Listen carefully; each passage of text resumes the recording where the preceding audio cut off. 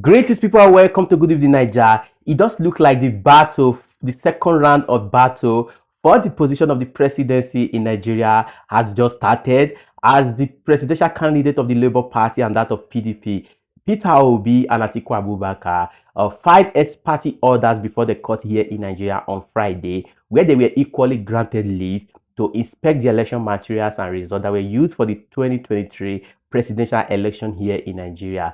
According to both of them, they are seeking the court or praying that the court should nullify the election that returned Bola Ahmed Tinubu as the president-elect of the country and declare both of them as the winners of that keenly contested presidential election. It's a very funny one anyway, considering the fact that I don't know how two people could be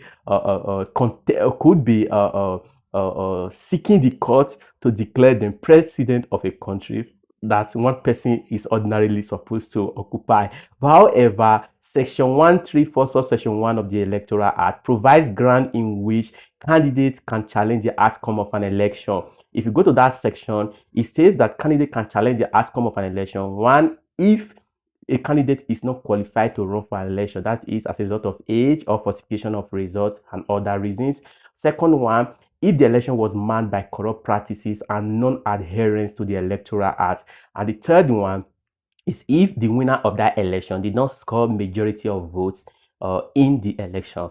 I think Peter Obi and Atiku Abubakar would be relying on that second part of that subsection, which says that if the election was marred by corrupt practices and non-adherence to the Electoral Act for several reasons. First, a lot of voters has complained of intimidation, over voting, and other inhuman activities that took place in the election day. Even the INEC refused to upload the election results on the INEC viewing portal, which on its own is non-adherence to the Electoral Act. If you go to INEC had told us before the election that 93 million Nigerians registered to vote in an election, and later they equally said about 87 million Nigerians collected their PVC after the registration. So that means about 87 million Nigerians were supposed to vote. But after the election, if you take a look at the result, about 23 million Nigerians, if I'm not mistaken, determined the outcome of that election.